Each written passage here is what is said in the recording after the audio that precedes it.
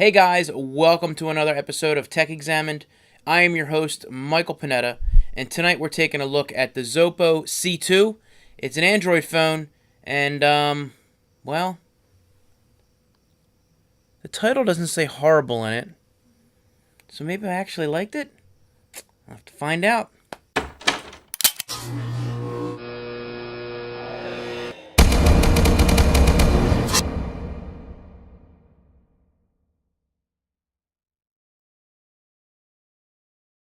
Alright guys, so cool.com was nice enough to send this out to me for review. I don't review a whole lot of phones other than the ones that I buy, and typically when I buy those, it's more or less something that I really want to try out and I'm really interested in. But, I went into this thinking, I'm probably not going to like this. It's probably going to be a cheap knockoff, something along those lines. But you know what? I'm pleasantly surprised at the way that this turned out. Now, I don't necessarily like to read specs, but I just want to give you guys a quick rundown on what we got. Everything will be listed down below as far as things that get into the little nitty-gritty, but I just kind of want to give you guys a quick shot and give you the information that I think is kind of important. This thing is running a quad-core 1.2 gigahertz processor. It is 16 gig, expandable up to 64, a 5-inch screen, which is huge. And good news, it's 1920 by 1080, 1 gig of RAM, actually running Jelly Bean 2.0. And it has a 13 megapixel camera on the back, 5 on the front, and 2000 milliamp battery, not too bad. I was able to kill it, but it did last me most of the day, so it isn't any worse or any better than the phones that I've tried out. But it definitely is pretty quality, and I was definitely surprised with that. Now, this does have a dual SIM in it. Now, what does that mean? I did a little looking around because I'll be the first to admit I don't know a whole lot about it, but it actually is pretty cool. You can take, if you've got multiple SIMs, you're someone that's got a work phone and a personal phone, you can actually take those SIMs if they're compatible, put them in here, and then you're able to jump back and forth between the SIMs. So you can actually use one phone but accomplish two things.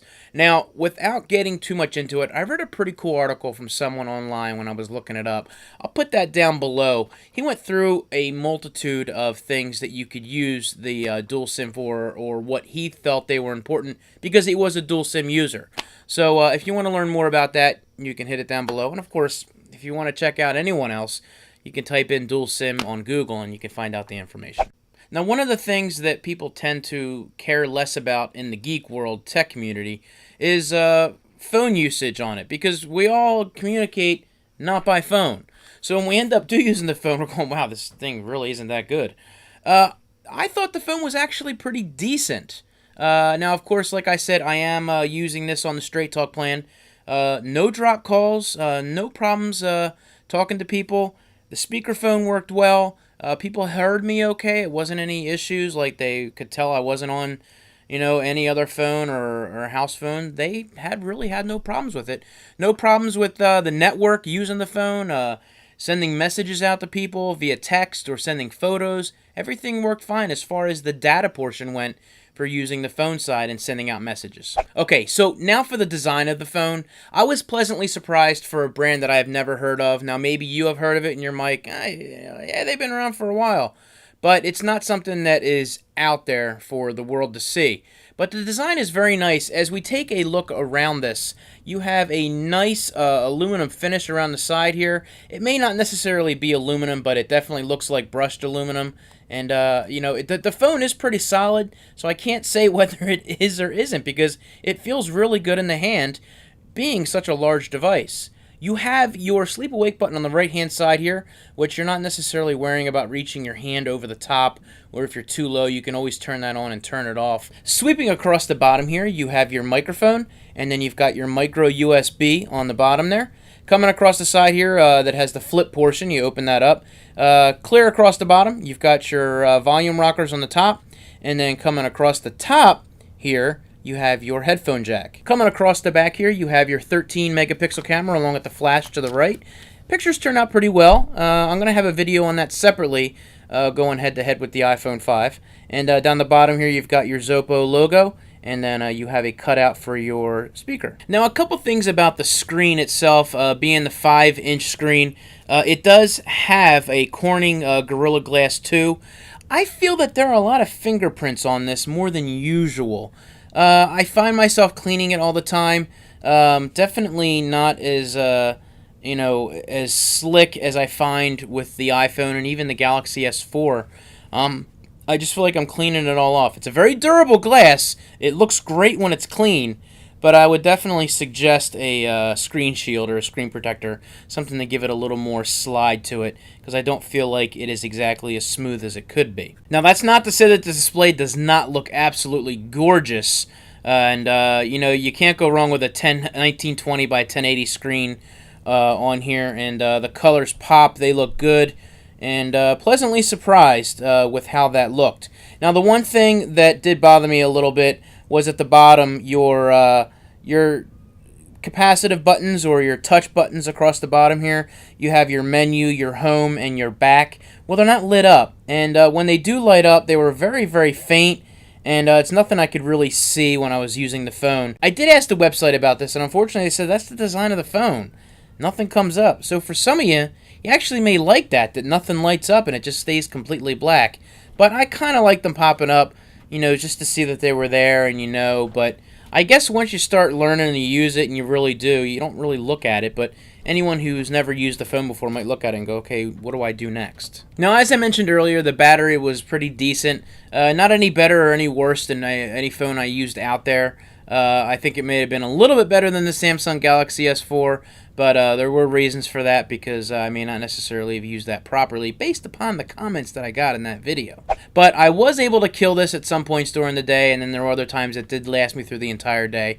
But I found that once you use the phone more than about 3.5, 4 hours, well, let's say 3 to 4 hours, is when I really found that the battery started draining. This certainly will go in standby for days at a time, and that's actually pretty good if you're not using it a whole lot.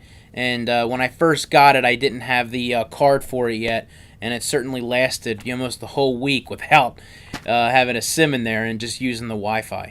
Now, as far as the operation of the phone, I am using Straight Talk on this, but I did find the experience of pure Android 4.2 definitely a lot more pleasant than using the TouchWiz version on the Galaxy S4, as you guys saw.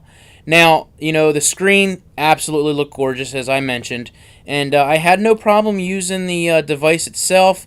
It was very snappy, very quick. Every once in a while, I would tap on an icon and it wouldn't open up. Whether that was me not hitting it properly or just whatever, I'm not sure if it was the design of the phone's internals not responding. Every once in a while that would happen, but I think that happens on every phone that you use. It just has a little bit of a hiccup where you may wake it up, but it may not necessarily be awake. But beyond that, it wasn't to the point where I was tapping it and tapping it and tapping it, as I've seen on phones in the past. So for an unknown phone, definitely impressed with this.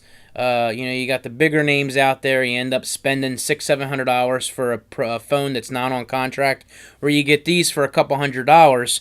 And if you're someone that's good with booting or rooting, and you can keep this up to date and get the latest and greatest for it, I don't see why not, especially for a lot of people that don't necessarily have the money to go out there and do that, or want a contract for their phone. So I guess that pretty much wraps up what I feel about the phone. Overall, I would definitely recommend it if you're someone that wants to go out there and get a phone that is unlocked and take it to any carrier that you want to. I'm a little disappointed about not having LTE, but it certainly didn't slow down anything I was doing. I certainly wasn't anywhere where it didn't work. So overall, I was pretty impressed with it. And I must say, and I knew I was going to be a lot more happy with the pure Android experience on that, especially with some of those people out there that are telling me that, with the cut and paste, it was the Chrome OS that you were using, or the Chrome browser you were using, it was different. No. On pure Android, the cut and paste is exactly the same. I'm not going to go into it like I did there and go absolutely crazy, but it is the same. So if you guys want to see more on that and more in depth on it, we can definitely do that. But I'm impressed with the phone. They are letting me keep it, so I'm going to keep using it and trying it and, you know, get a little more up to date with it. And I'm definitely going to update it and root it and have a lot of fun with that just to do it as a side phone. So, again, I want to thank Cool for sending this out for review. And if you have any additional questions or anything that I didn't cover that you want to see, comment down below. We'll get a chat going, and I'll help you guys answer it, and we'll go from there. I am going to do more things with this. I'm going to do camera shot tests and a little more on the, I don't know, maybe on the OS. I do have that Pebble Watch, and I know has a lot more function on the Android, so it's nice that I have this and I can try that out. I'm not having a whole lot of luck with it at the moment, but we'll get more into that later on. So you guys take it easy, have a good day, and I will talk to you later. See ya!